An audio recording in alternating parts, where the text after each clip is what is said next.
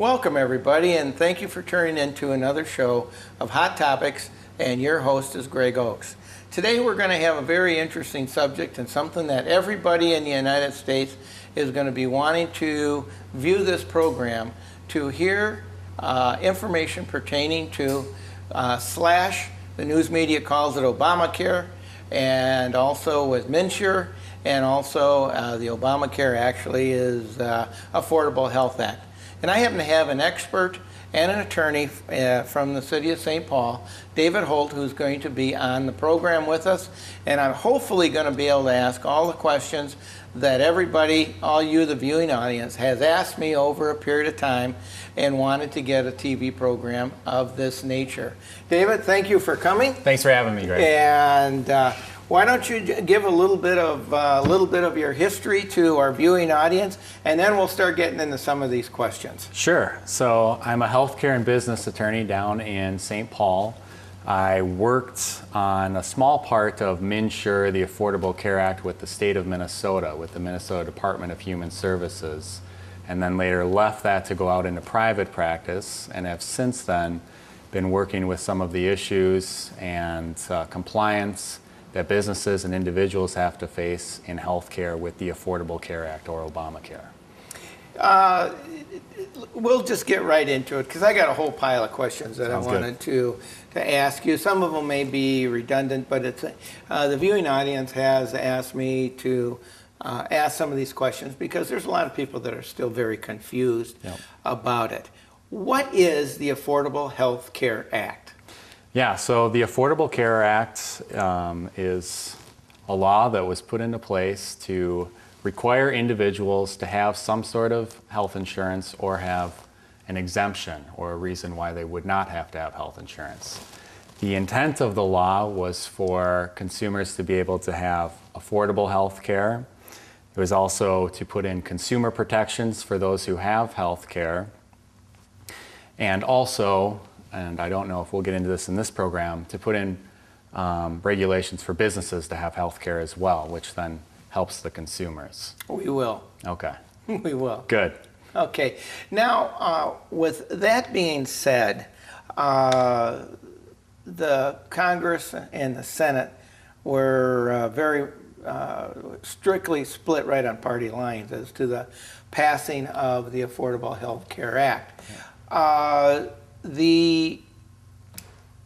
think in the beginning, the information that was dispelled was done very poorly. And then I think probably one of the statements that may go down in the annals of history is Nancy Pelosi saying, we'll pass the bill and then we'll find out what's in it. And everybody I know, it doesn't matter what party line or if you're an independent, they all go, that's got to be unbelievable to have that. But the point is that it passed. What, in the overall scheme of things, was the ultimate goal was to get everybody so-called affordably insured. But there are exemptions. How are the exemptions determined? And what is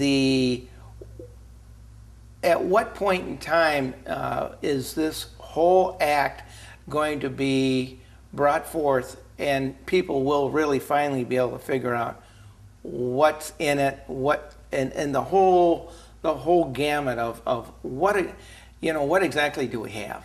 Yeah. So first with the exemptions, these are listed. You can check them out on the MNsure.org website. I'm not a representative of MNsure, and I can't speak for MNsure, but I know a few of them right off the top of my head would be if you were incarcerated, or if you were at such an income that you were below where you could afford health coverage. Member of, I apologize on that one. There are a few other exemptions that are all listed on the website. There are also hardships, which are kind of similar, which would be victim of domestic violence recently filed bankruptcy, medical expenses that make it so that having your own health care is unaffordable, and a whole nother list, all listed on the website there. As far as looking into the regulations themselves, I think that now that it has been passed, we can read the regulations, which is an ideal way to figure out what we were originally talking about in the news media and in Congress. But we've seen now, as some of the regulations have come into play, and you've seen some of the unintended consequences too, we've really kind of looked back as to what the original law was, and as we've also seen, made modifications on the fly and tweaks. And I think we'll continue to see quite a few tweaks and modifications as we go forward, and we see some other unintended consequences as well. Is there a difference between the federal program and our state program? Yes, so MNsure is Minnesota's version of our exchange, or our spot for consumers and businesses to go in and purchase health care, and we have our own little pool, as opposed to the federally run exchange, which is a group of states that all use the same system. There are a number of other states that have created their own exchanges and named them accordingly. Minnesota, we've simply termed it MNsure. Of course, everybody remembers when the federal program was rolled out, it didn't work. Yeah. When the state program rolled out, it didn't work. When they came back to modify the federal program, were at that time modifications that they had been kind of, as you said, tweaking as they're on the fly, were those modified at that time when they came back and started to get the program, the federally program, to move forward? Were those modifications brought into the actual documents that you and I, as John Q. Public, would be calling in and signing up for? Not necessarily. A lot of the power in the Affordable Care Act gives regulation to various agencies, government agencies, to then build what's called administrative law, or their own set of rules to help implement what the Affordable Care Act puts out. So that was one way that the law was implemented. Also, for tweaking, there has been executive orders and moves at the executive level, which are available to the public but are not necessarily going through the political process of the legislature to make tweaks. One of those, which was pushing back the employer mandate, which requires certain employers to have health insurance or face some sort of penalty. The purpose of the insurance was to make it available for everybody, whether they can afford it or not. The implementation of the insurance requirement is a penalty if you don't sign up for it. To me, that's almost extremely counterproductive. I don't understand how they would come up with something like that. But it shouldn't surprise us because of the fact that it's kind of like the IRS. You're guilty till you prove yourself innocent. And in this particular case, you're guilty if you want to opt out of it, and you get a penalty on your taxes or whatever. Let's say we got a number of young people. 25 years old, you're still bulletproof, you're never going to get sick. You know, the world is a bowl of cherries and you're just moving on. And you decide not to sign up regardless of anything. What is what is going to be the outcome, and how are they going to penalize you? I guess that's my question. How do they know other than through your taxes? Yeah, well, taxes are the big key to have reporting requirements as to whether you had health insurance or not and what the penalty is going to be. So that is where the penalty is assessed. To touch on an earlier point there, you talked about the 25-year-old bulletproof individual not coming in to register for some sort of health insurance. That does hurt the philosophy of the system, because what the system wants, the Affordable Care Act wants a big pool of individuals, including very healthy, younger individuals who will pay their full premiums and hopefully subsidize more of the sick, to come into the exchange. Or the elderly. Or the elderly. That's right. And without them, the system does not work as effectively. So that's why the penalties are in place, and the penalties are increasing with time to hopefully nudge everyone into to have health care and make it so that all of that risk is spread out among the general public. Now, ideally, the penalties get to a point where if you are without health insurance, you're taking a pretty big financial hit to run with that decision. And also, you don't have health insurance, so if something were to happen, you'd be stuck with the bill. That brings me to, and I'm glad you went that direction, because that brings me to another point. And that is the state of Minnesota. I think you're going to have to explain to me what I'm about to ask you. The state of Minnesota had a catastrophic insurance policy for uninsured people. So no matter what, the state of Minnesota, you were insured if you can't afford it, if like I had a friend of mine, I had a heart and lung surgery, and there was an insurance company in the world that would take him, and he ended up getting state insurance. His state insurance was cheaper than what MNsure is going to be. Yep. And he says, now, why should I sign up for MNsure when the state insurance program that he was on is still in place?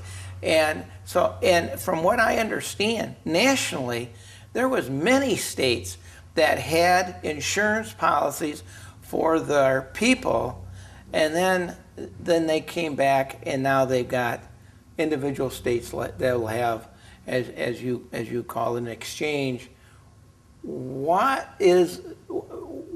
How do you work through that maze? That's got to be a real convoluted problem. Yeah, so there's a spectrum of different programs that Minnesota provides. Towards the very bottom, depending on your income, is what's called medical assistance, and that effectively subsidizes almost all of your health care given a lower income. Then you jump up into a little bit of a higher income, and there's what's called Minnesota Care, and that is provided for individuals who have too much income for medical assistance, but not enough to now jump on to MNsure and those programs. And that's subsidized to a certain degree, but not necessarily fully. And then finally, you have this next level of plans, which is the MNsure plans, qualified health plans, which are in the exchange itself for people to shop around for. And these plans are subsidized at various different rates depending on your income and how much your health insurance costs. Now, the catastrophic plans right now are located within the exchange. And it really goes back to the whole philosophy of who's paying for what. Like I mentioned before, we're looking to have a large pool of individuals who then divvy out the risk based on different health conditions. Now, the catastrophic pool is being subsidized presumably by taxpayers if the government Sure. is paying for it. Yeah. So one way or another, they're going to come into some sort of pool, and Minnesota's still figuring out exactly where our catastrophic coverage is going to come in. And right now, it's in that MNsure plan group, in the qualified health plans. When the government voted to pass this, an individual signed up for it right away. Is the people that in Minnesota that signed up for the government program still in the government program, or have they been pushed back to MNsure? They should be still in the same program that they are in. The only reason that they would move into a separate program would be a change in income. So if somebody was already on MA, medical assistance, they should stay on medical assistance unless their income were to change. Same with Minnesota Care, and they should be in the same program. And there shouldn't be any changes as of right now. The overall concept and thought behind it was I think is seeing that I'm a pure, what do I want to say, entrepreneur. Yeah. I am not one that is real fond of a lot of government programs. But at the same token, there's a lot of people that at any particular point in time in their life are down and out and they need help. And I'm the first one to say, hey, we need to help them to get them back to a point that they become productive member of society and are able to be gainfully employed and be able to do the things that so many people cherish and want. When with the program being brought in, how did that affect the illegal aliens that have been coming in from Mexico and all these other places? And are they able to qualify for the federal program when, if their state doesn't have their own insurance program, as or if they come to Minnesota, do they qualify for MNsure? Yeah. I'm still in my own mind trying to differentiate between MNsure and the feds because there is differences, and and could they come to Minnesota and qualify for the feds and not sign up for MNsure? Yeah. I guess those are all the questions that Yeah. Well, no is the short answer. Illegal immigrants, illegal aliens are not allowed to register for the Affordable Care Act or MNsure. Citizenship is a requirement, and it is checked when individuals enroll to confirm that they are here legally and lawfully present before they can obtain any sort of coverage through MNsure or the federal exchange. I know that as our sitting president wants to make a lot of the illegals legals, then once he would make them legal, does that give them the right to all the programs? Yes, unless there was a law to the contrary, if they were all given citizenship or there's a degree between, illegal immigrants and citizenship. You could be lawfully present or have a green card. So depending on to what degree of citizenship they were given, yes, then they could come into the programs unless there was something excluding them. Is there any health requirements to get into any of the programs? No, there is not, and that was eliminated. That was one of the big provisions of the Affordable Care Act, was pre-existing conditions, and that provision has been eliminated. Health insurance plans are not allowed to discriminate based on a pre-existing condition such as cancer or anything of that nature. So you should be able to enroll in any plan that you'd like, and insurance companies have to bear the risk of those individuals.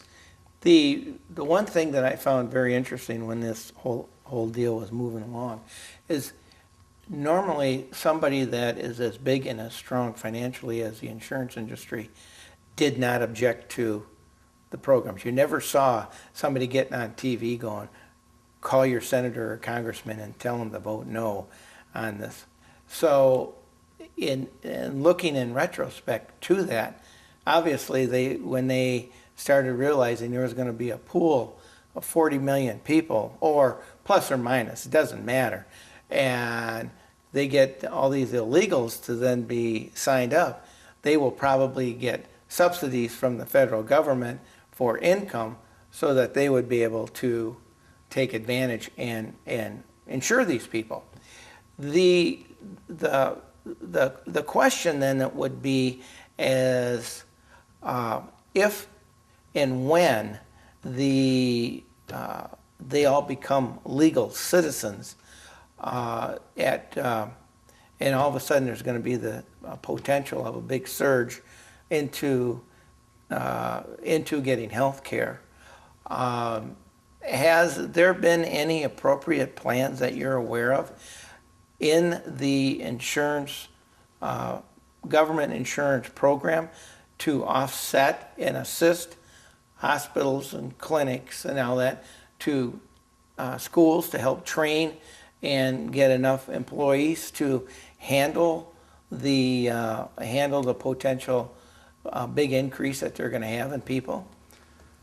No, there hasn't. If the legal immigrants were brought in and given citizenship overnight, I'm not aware of any sort of planning to meet that demand. No. I know it's always historically been known that Canada having their socialized medicine, and that's what we're doing, is we're creating a socialized medicine program here. Canada's always had a problem servicing their people. You could have certain kind of surgeries needed, and they would say it's 5 months out. So then they jump on a plane from Winnipeg, come to Minneapolis, get the surgery. You can buy a premium policy, and then the Canadian government pays our doctors and hospitals here, and then they go home and they get there. The thing that a lot of people are afraid of is that that's where we're going and where we're going to be headed towards. And one of the things that has been asked of me, and it's been basically seniors, and that is in certain formats. I'll just use Canada because I'm familiar with it. In the Canadian side, they they may give you a time frame. They may say that you're not entitled to this surgical procedure that you need, and then you will have to go somewhere else to have it. I've had people say that now with this implementation of the federal program, they're going to have a board of examiners, and these examiners are going to determine underneath the Affordable Health Care Act, the board of examiners are going to be determining the viability of you to get this surgery. Has this come up yet, or is there anything in these programs that can assure that that's not, well, you can't assure it's not going to happen, but at the same token, within a reason where they're not going to say, well, you're too old, we don't want to provide that surgery. Yeah, and I haven't had a lot of experience with the medical review board to speak competently on it, but I can say that individuals who purchase their own insurance and are not subject to subsidies may have better access to coverage based on them being able to pay more and have their providers picked. So I do see the problem with the access to care on those who are subsidized and have a very strict network. But I, with the appropriate funds, can go out and purchase any sort of plan that I'd like, and perhaps get one that has a much broader network so that I have access to all sorts of providers and physicians and different treatments, as opposed to something that's been kind of restricted and subsidized.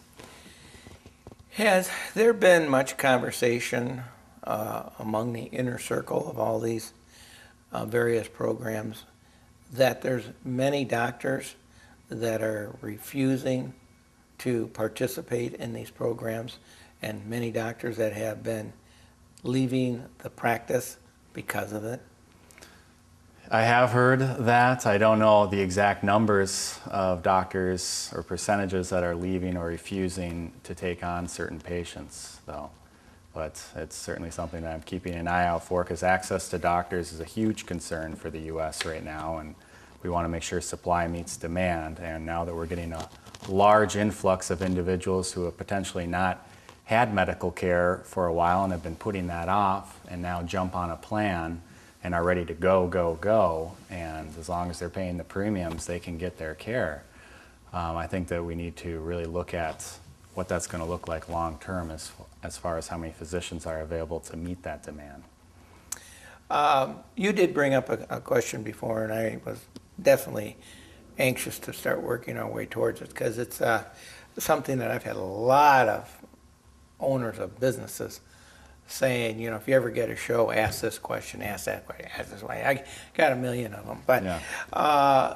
In essence, I think all the business owners are concerned about the cost of having the federal government involved in something that it's just going to be a runaway premium cost to the independent businessman. And the first thing that they're concerned about is that the pool of money is actually shrinking because the federal government is taking certain companies that may have shown great favor in the government, showing great favor to the politicians, and they're getting exempted.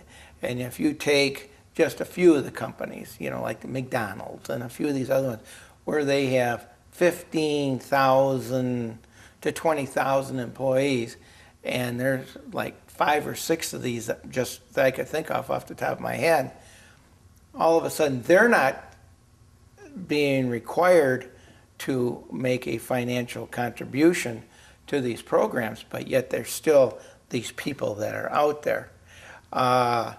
This is something that everybody's really watching and watching closely, because there's no way to determine what the true cost is going to be, other than maybe like what we have in England, that you got for every 5 people, 4 are directly or indirectly being compensated by the government, and 1 person is actually contributing for all of them, and that's what they're afraid of.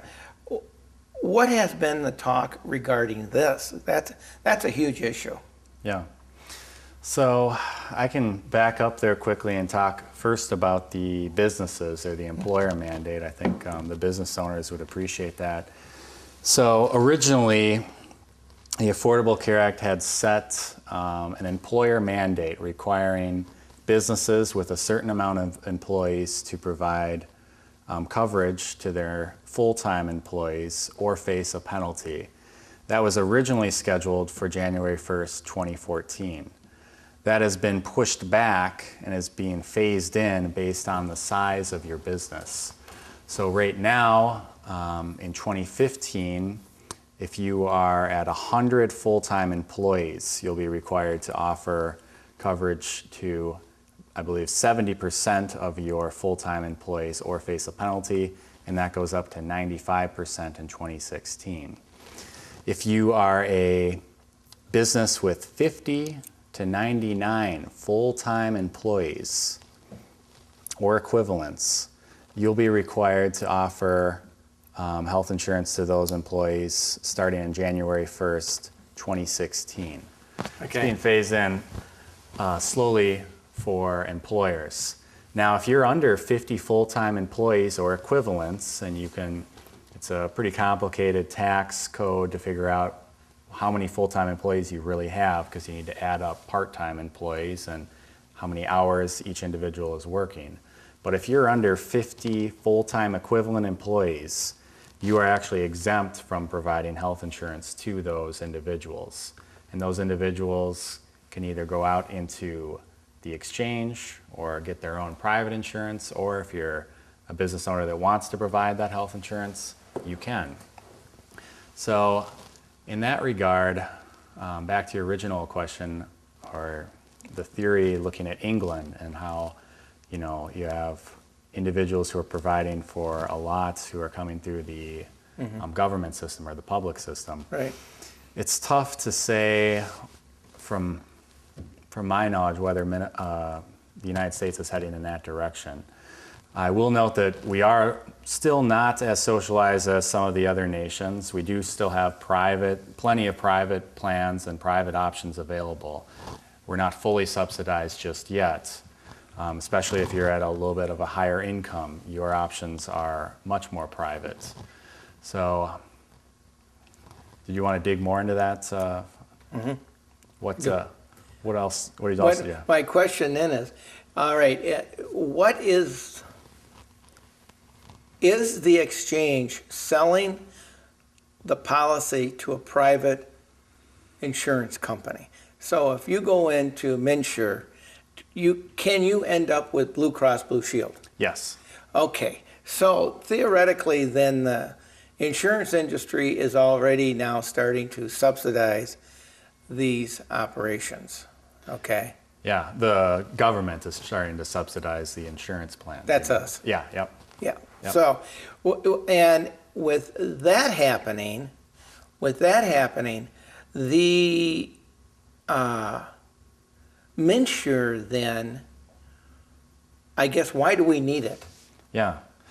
So, Other than Mark Dayton being a Democrat and Obama being a Democrat, other than that, Yeah. and they run on the same track, and I don't have a problem with that because it's party designation. So don't get me like I'm, Yeah. not. But I mean, it seems like the states that have been embracing it and everything else have been very strong democratically voted states, and that's why I'm and I'm trying to figure out why we need private, and I guess before we get to that, how did they ever came up with the name exchange? yeah. Other than they're exchanging, you sign up there and they exchange you to somebody else. Yeah, well, that may be it right there.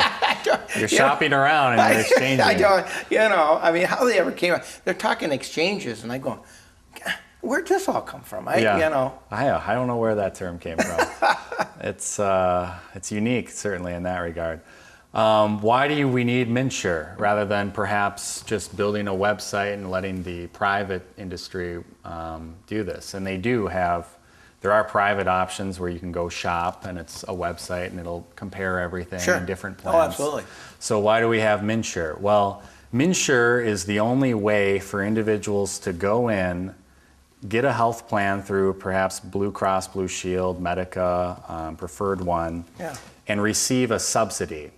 You can't receive a subsidy or cash to help you pay for your health insurance unless you go through MNsure.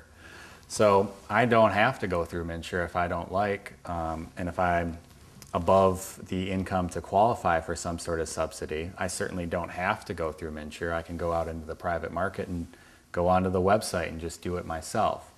But if I am at an income level where I may qualify for some sort of subsidy or cost sharing or help to help me purchase health insurance, I have to register through MNsure so they can verify my income, know who I am, how many people are in my household, and do the math to make sure that they're subsidizing me appropriately and they can see what my health care or my cost of health insurance would be in comparison to my income.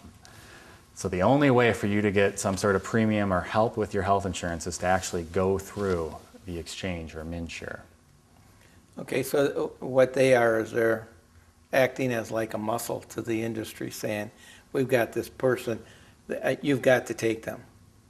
Yeah. At a price range of this, is what they're saying. Well, the health insurance companies have already come in and gone through a process to apply their plans to have them on the exchange. Some have decided that they don't want their plans on the exchange. Some have put more selective plans on the exchange, and there's kind of a whole little market that's now on the exchange, and those are pre-approved.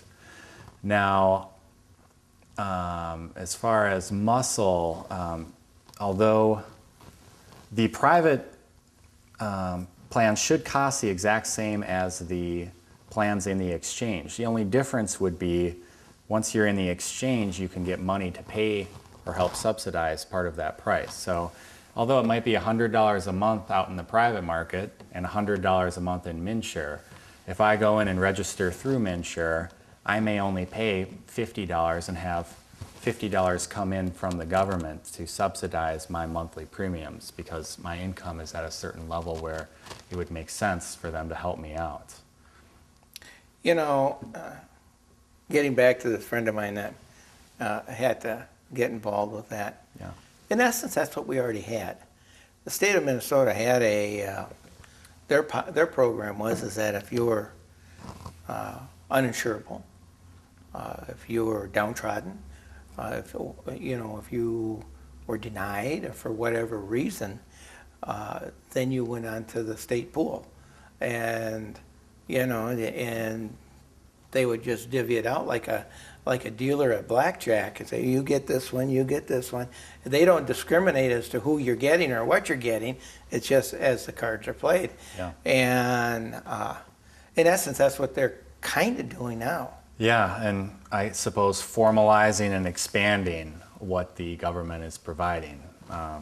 Like before, the medical assistance and the Minnesota Care were already in place. Now we have the next level of income being subsidized, and that's what MNsure is. That's what it is, huh? Yeah.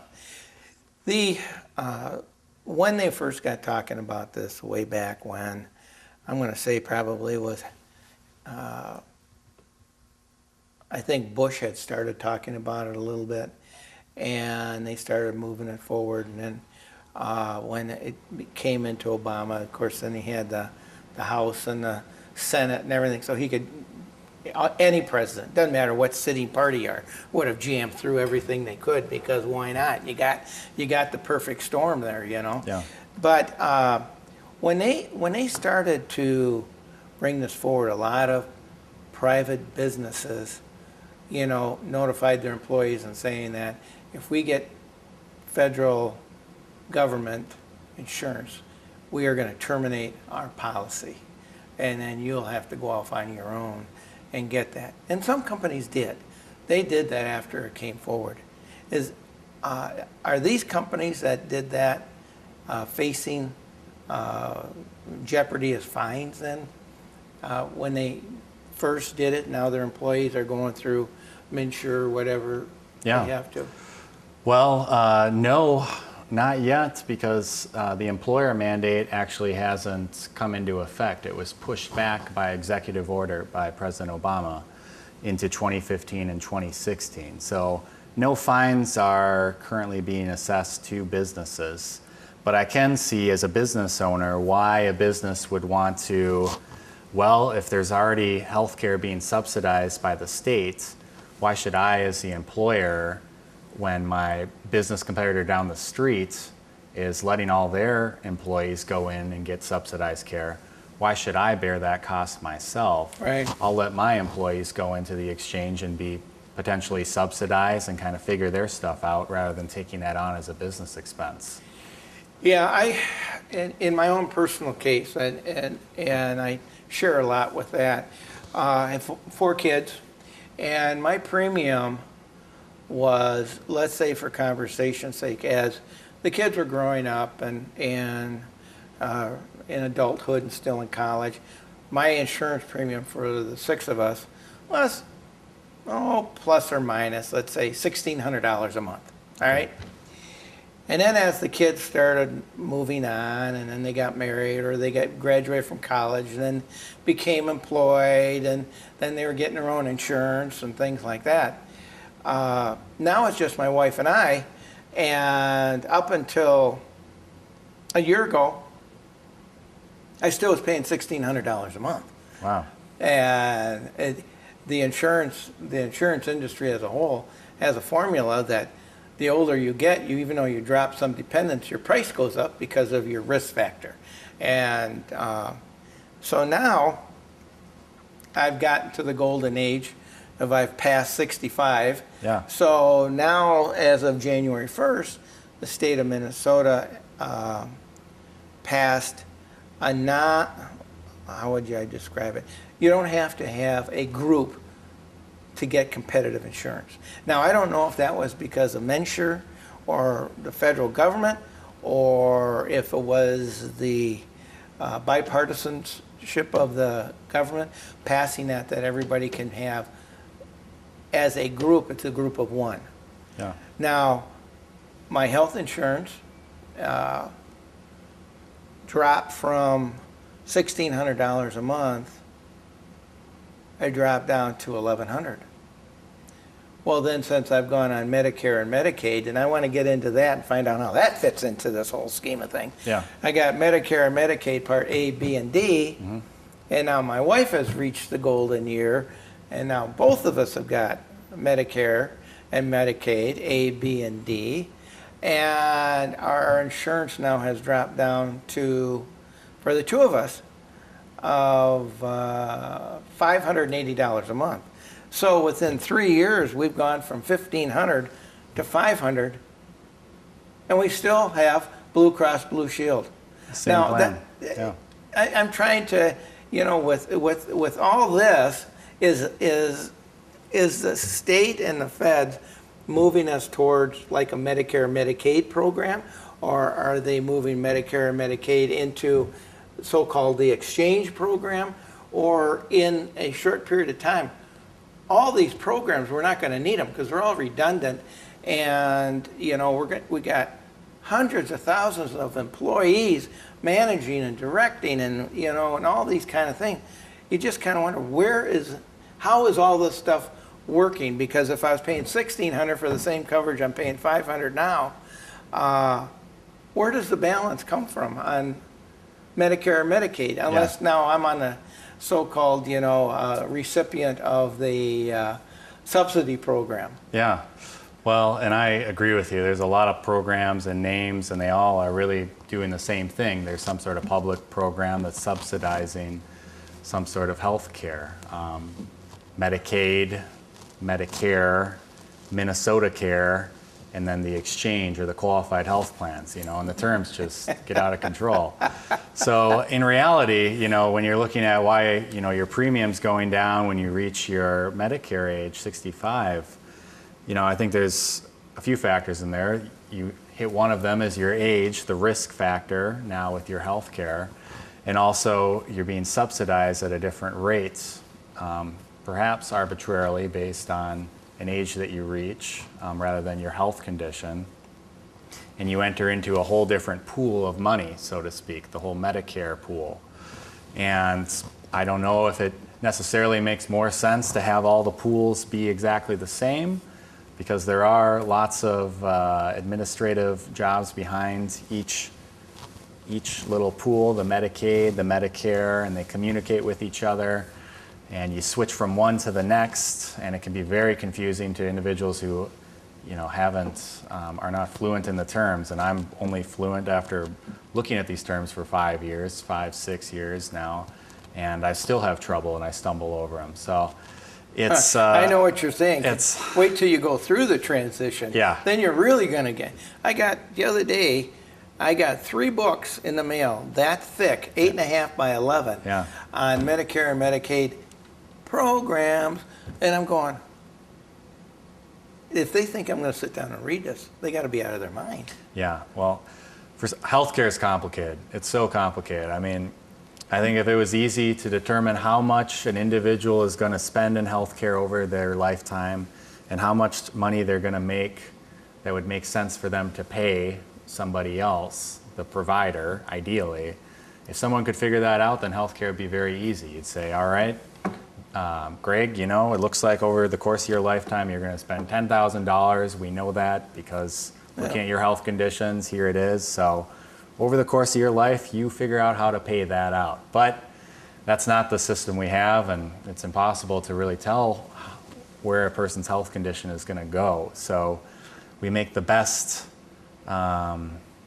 pools of risk that we can.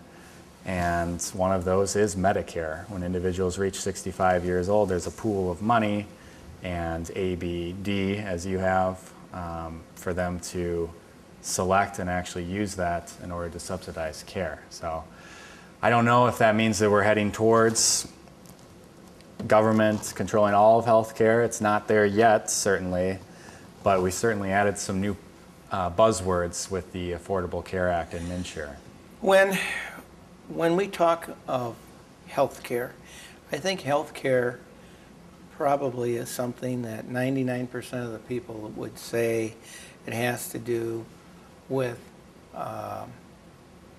if you need some help, if you need to go to the doctor, you go to the doctor, but it's a medical doctor. Yep. And then there's all different divisions and facets of a medical doctor. What has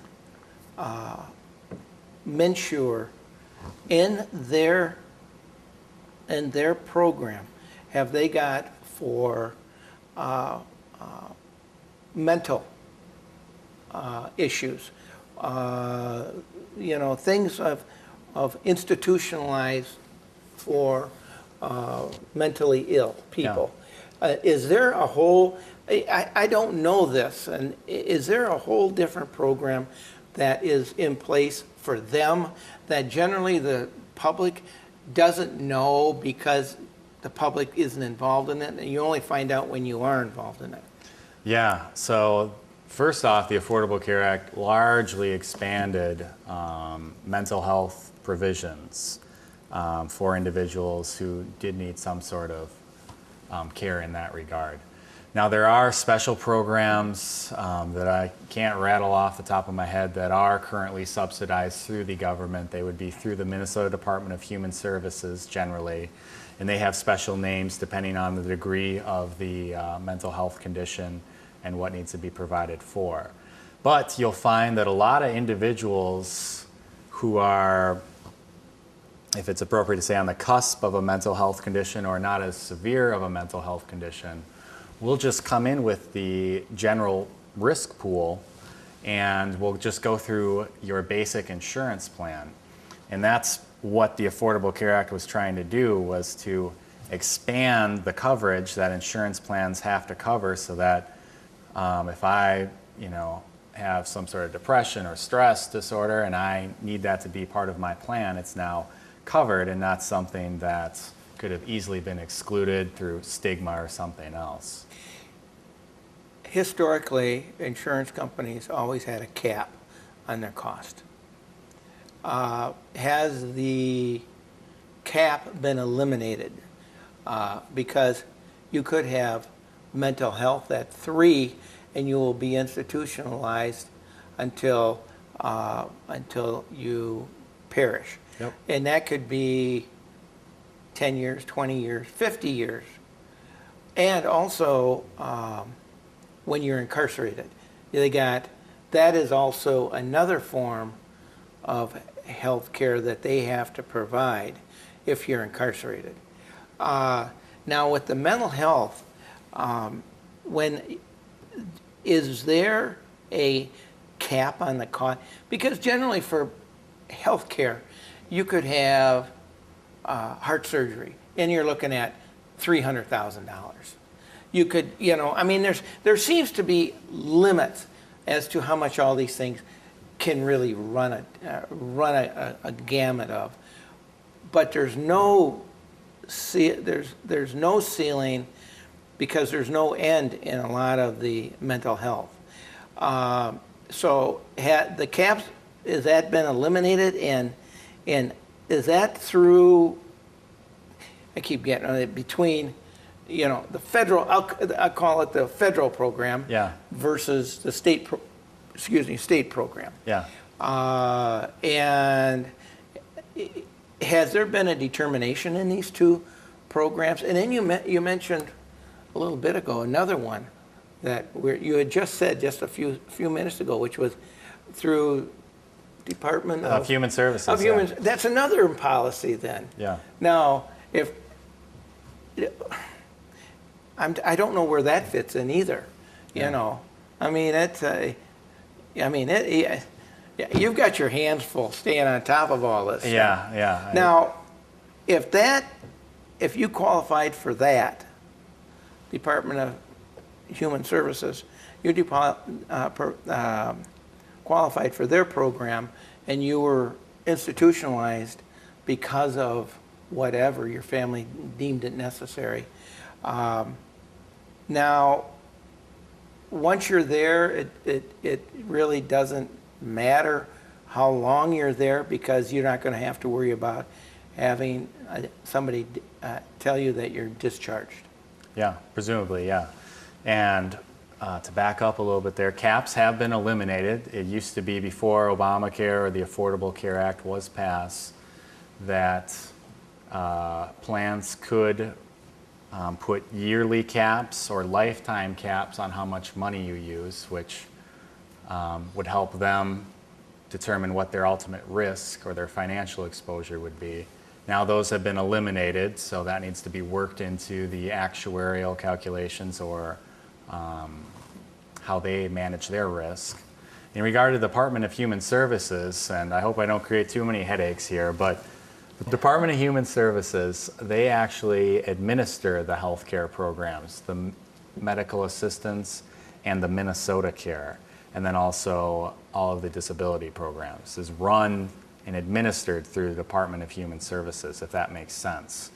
Now, although MNsure, the Minnesota exchange, is a separate entity right now, their appeals process is run through the Minnesota Department of Human Services because they were already up and running and MNsure did not want to create their own appeals process.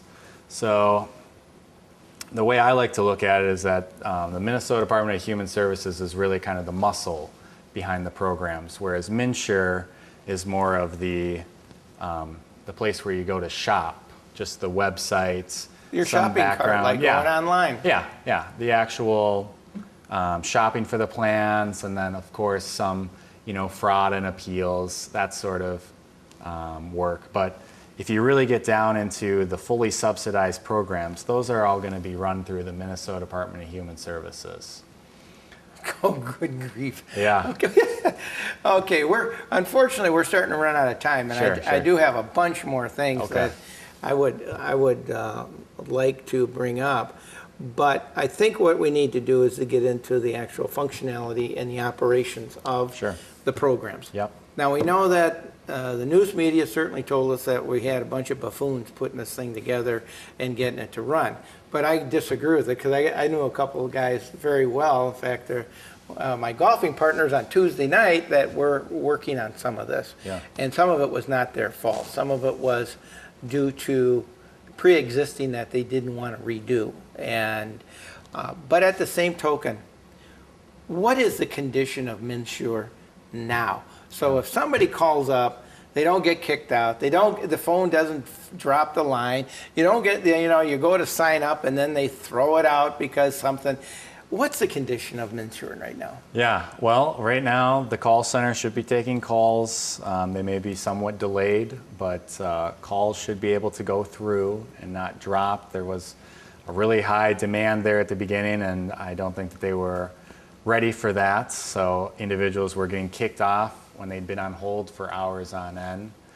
The website, if you are enrolling, should be working. That actually opens another can of worms because the only reason that you should be enrolling right now is if you have a special event.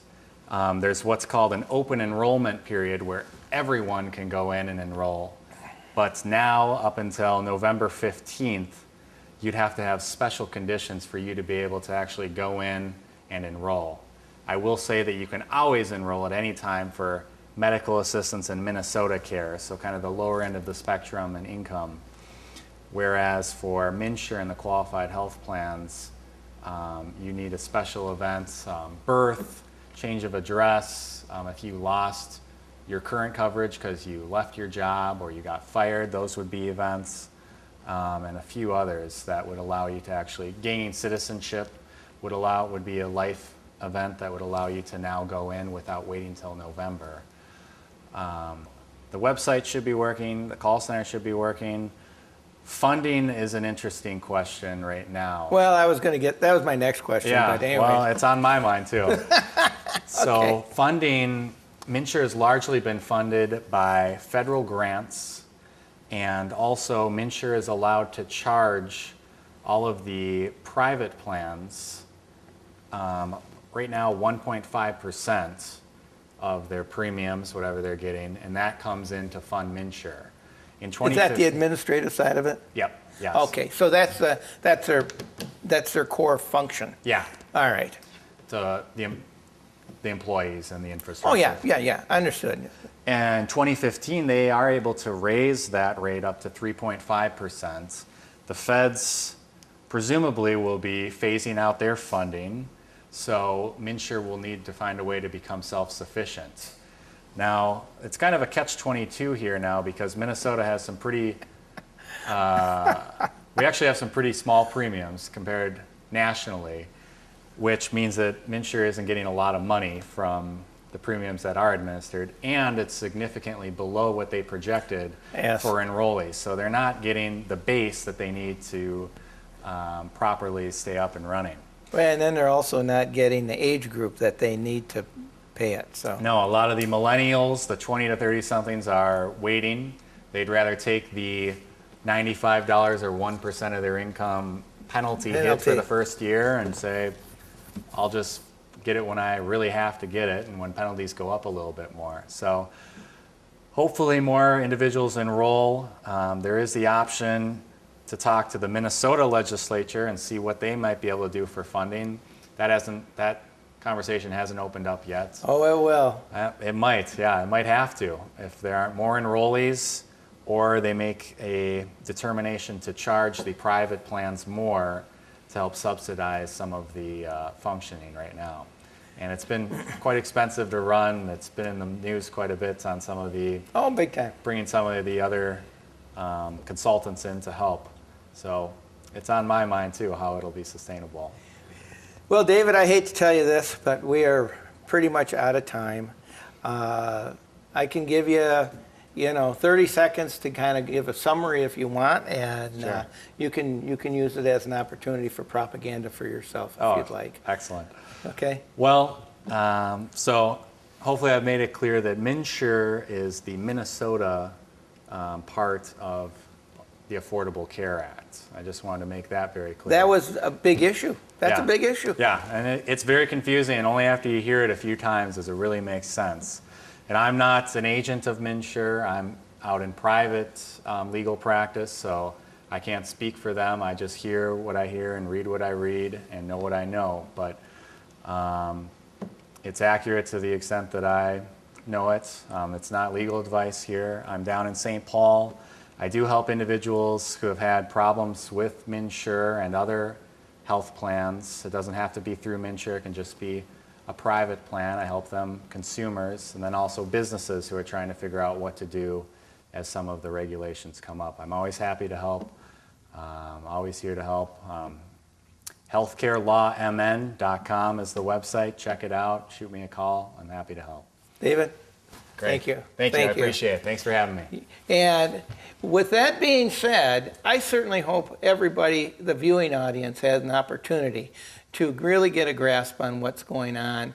And I think that this will be a continuing, ongoing subject. I'm going to try to get David back up here in the future as these programs expand and get more confusing for the people. And once again, this is your host, Greg Ochs, and I want to thank you from the bottom of my heart for spending the time watching this show with us. And have a very good evening.